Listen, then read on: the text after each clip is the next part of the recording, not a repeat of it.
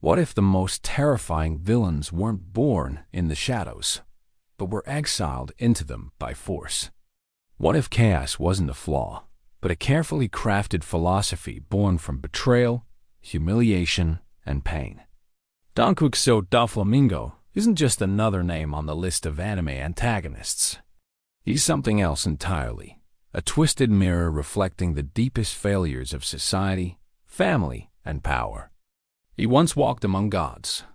Then he was cast down into a world that treated him like nothing. But instead of breaking, he transformed into a king of lies, a puppeteer of chaos, and a man whose pain became his doctrine. What makes someone like Doflamingo not only survive, but enjoy the fall? How does a child who once cried in the dark become the architect of nightmares for an entire nation? What lies ahead will forever change the way you see One Piece, and the monsters it hides in plain sight. To understand Doflamingo, you must start at the top, not metaphorically, but literally. Born into the sacred bloodline of the celestial dragons, Donquixote Doflamingo's earliest memories were not of struggle or fear, but of control. In Marijijoa, where gods live above the clouds, he knew only luxury, reverence, and the belief that the world existed to serve him. Power wasn't earned, it was inherited. Respect wasn't mutual, it was demanded. But fate has no loyalty. His father, Homing, made a decision that shattered the boy's entire universe. He gave up their divine status to live among commoners. A choice rooted in misguided morality, but one that would prove catastrophic for the family. Stripped of all protection, they were thrown into a world that didn't forgive. The people who had once bowed now spat on them.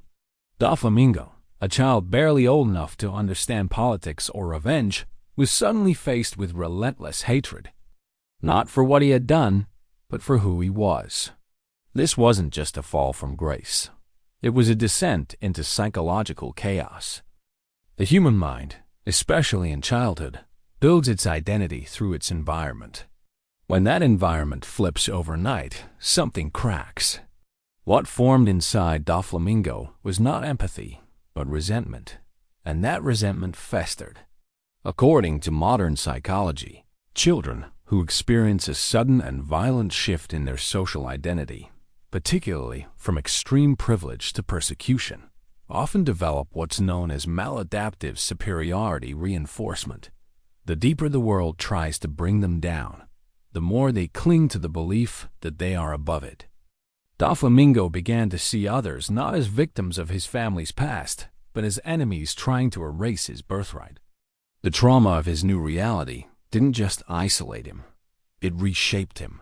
He developed emotional detachment, a defense mechanism known as affective numbing, where the mind suppresses feelings to avoid further pain. But this numbness didn't lead to withdrawal. It led to aggression. He learned to manipulate suffering instead of being consumed by it. And it was in that crucible of fear and rage that a dangerous idea began to take root. That control, not compassion, was the only path to survival. That order through chaos was not only necessary, it was inevitable. One could argue he never truly had a chance, but Doflamingo didn't want one. He wasn't searching for healing, he was preparing to rule. And yet, there was still something hidden behind those sunglasses, a darkness deeper than revenge. Because while the world thought it had broken the boy, it had only awakened something else entirely, something no one saw coming. The transformation didn't happen overnight, but there was a moment, sharp and unforgettable, when everything shifted. After years of being hunted, mocked, and rejected, Doflamingo reached what psychologists call a rupture threshold, the point at which the mind no longer adapts, but fractures. His family, once untouchable deities, was now scrounging for food, hiding from mobs, and fearing for their lives. The emotional weight of this reversal, especially for a child raised on dominance and obedience, was unbearable. And then, something inside him snapped. When his mother, the only source of warmth left in his life, fell gravely ill. not from any supernatural curse, but from pure neglect and stress. Doflamingo was forced to watch her wither away. With no access to medicine, no resources, and no one willing to help, her suffering etched itself into his memory. Not as a lesson in humility, but as a declaration of war. His worldview began to twist. What once seemed like a tragic accident of fate began to look like betrayal. The people, the system, even his own father, they had all failed him. And in response, Doflamingo did something chillingly calculated. He returned to the sacred city of Mariejua, carrying his father's head. This act wasn't just rebellion. It was symbolic severance, cutting himself off from weakness, from mercy, from his past. He believed, from that moment on, that power was not inherited. It was seized. The world didn't run on justice. It ran on domination. Psychologists refer to this as the emergence of a counter-identity, where the personality constructs a new version of itself in opposition to what caused the pain. For Doflamingo, this meant rejecting the ideals of peace and coexistence his father had clung to. Those ideals had led to misery. In their place, he built a philosophy rooted in control, manipulation, and fear. But it wasn't just emotional. It was strategic. Doflamingo began to study how the world worked. The corruption in the world government, the desperation of the underworld, the fragile balance of nations. He learned that chaos wasn't a threat. It was a tool. In fact, he began to see himself not as a villain, but as someone who understood the truth better than anyone else, that peace was a lie, and only those willing to embrace the ugliness of reality could truly thrive. The internal conflict became external. He assembled a crew, built connections with the darkest corners of the new world, and started weaving a global web of influence. No longer the broken child in rags, now a young warlord in sunglasses, always smiling, but never truly laughing. That smile, wide and theatrical, became his mask. A defense mechanism known in psychology as pseudo-euphoria, a performative expression of joy used to conceal emotional detachment and suppress trauma. The more he laughed, the less people saw the pain, and the more they underestimated the storm he was becoming. He didn't want to be accepted anymore. He wanted to be feared, obeyed, remembered. Because in his mind, if the world is cruel, then cruelty is a form of clarity. And it was there, amidst the ashes of his past, that Donquixote Doflamingo was truly born. And that was when everything began to unravel. By the time Doflamingo stepped onto the stage of the new world as a rising pirate, he was no longer just reacting to pain. He was engineering it. What set Doflamingo apart wasn't his power, but his ability to organize his darkness. It wasn't raw rage or blind hatred. It was strategic, structured, and deeply intentional. Behind that flamboyant smile, beneath the pink feathered coat, existed a mind that had turned trauma into architecture. Every choice, every manipulation, every cruel twist was part of a design. And it all began with his crew, the Donquixote family. Rather than surrounding himself with equals, Doflamingo built a hierarchy of devotion through dependency. Most of his officers were broken people, orphans, outcasts, or those who owed him their lives. In psychological terms, this reflects the trauma bond model, where abusers use a cycle of pain and reward to generate loyalty. Doflamingo didn't just offer protection, he offered meaning, a place in his vision of the world under one condition: complete submission. This control extended far beyond his inner circle. In the underworld, he became Joker, the invisible hand behind arms trafficking, artificial devil fruits, and revolutions that were never meant to succeed. To him, chaos was not a side effect. It was the currency of control. From a neurological perspective, Doflamingo exhibits traits consistent with high-functioning sociopathy: charm without conscience, manipulation without empathy, but with intense cognitive clarity. He didn't act out of impulsiveness. He calculated risk, reward, and perception.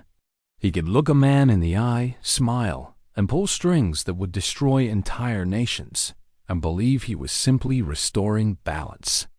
Dressrosa became his crown jewel, a kingdom that he didn't just conquer, but reshaped in his own image. Using his devil fruit powers, he controlled minds like puppets, turning innocent citizens into weapons and enemies into scapegoats. He didn't need a police force. He had fear. He didn't require loyalty. He had confusion. This wasn't tyranny. It was psychological warfare. He rewrote memories. He staged tragedies. He shattered identities. His victims didn't even realize they were victims. And that's where the real horror lies, in the silent suffering, in the engineered madness. There's a term in psychology called gaslighting on a societal scale, manipulating an entire population to doubt their reality, question their sanity, and ultimately surrender their autonomy. Doflamingo executed this flawlessly. The people of Dressrosa believed in peace, even as their minds and bodies were hijacked. They smiled while crying on the inside. But inside Doflamingo himself, there was still something unresolved, something deeper than vengeance. He wasn't trying to return to his throne as a celestial dragon. He had rejected that title. What he wanted now was something far more dangerous, to become the god that never abandoned him. And yet, even with his empire thriving, his enemies in hiding, and his network expanding, a storm was brewing. Because while Doflamingo believed he had reached the top, the real monster inside him was still silent, still watching, still waiting for the world to push just a little harder. Because power was never enough. And the true face of Doflamingo had yet to be revealed. Every story has a moment when the path back disappears, when the line between right and wrong blurs beyond recognition. For Donquixote Doflamingo, that moment was not a single event, but a series of calculated transgressions that sealed his fate as the uncontested puppet master of chaos. In psychological terms, this is called the point of no return, a cognitive and emotional threshold where an individual fully embraces a new identity, rejecting former moral frameworks. For Doflamingo, the idea of mercy, fairness, or coexistence became obsolete. He saw the world through a lens cracked by pain and power, a chessboard where every piece is expendable, every move justified. This shift manifests as what psychologists name moral disengagement, mechanisms by which a person convinces themselves that unethical behavior is acceptable, necessary, or even righteous. Doflamingo did not view his actions as cruelty. He saw them as order, as a necessary evil to impose a harsh but honest truth on the world. His infamous manipulation of Dressrosa's citizens was the ultimate expression of this mindset. By controlling memories and using others as unwitting weapons, he obliterated personal freedom to maintain his reign. He rationalized this as truth through control, a belief that the world's chaos could only be tamed through absolute dominance. But here lies the paradox. What if, in his twisted logic, he was right? Could a fractured world, filled with greed and lies, actually need someone like Doflamingo? Someone willing to wield cruelty as a tool to prevent greater chaos? This disturbing question forces us to confront the uncomfortable gray zone between villain and order bringer. Doflamingo's vision was not blind hatred. It was a brutal philosophy born from trauma, that only those who embrace the darkness can wield light. His mask of flamboyance and smiles hid a man who had accepted that peace was a fragile illusion, and that survival meant mastering fear. At this point, his personality fully evolved into a form of strategic nihilism, the belief that life structures have no inherent meaning except what is imposed by power. He no longer sought validation or approval. His actions were driven by the desire to reshape reality itself. But such a mindset carries an irreversible cost. The deeper he descended, the less he could return. Any hint of compassion or doubt was a vulnerability he could not afford. His smile grew wider. but his soul receded. The true question we face is, what happens when someone like Doflamingo rules? When the lines between good and evil dissolve? When survival demands cold logic over empathy? His legacy forces us to ask, if the world needs order, but only cruelty can bring it, is the price worth paying? And if he's right, then who are we to stand against the storm? Doflamingo's reign of chaos is not random madness. It is a calculated, cold logic shaped by his trauma and sharpened by experience. To understand him fully, we need to explore the science behind his destructive path. Psychology classifies personalities like Doflamingo's under high-functioning antisocial traits combined with narcissistic tendencies. This means he operates without the emotional constraints that bind most people, but possesses the cognitive clarity to manipulate situations to his advantage. His behavior reflects what some studies describe as instrumental aggression, violence and cruelty used as tools to achieve goals, rather than emotional outbursts. His ability to inspire loyalty despite fear stems from social dominance orientation, a desire to maintain hierarchical structures where power is centralized. This explains why his crew remains fiercely loyal, bound by a mixture of fear, admiration, and the need for belonging.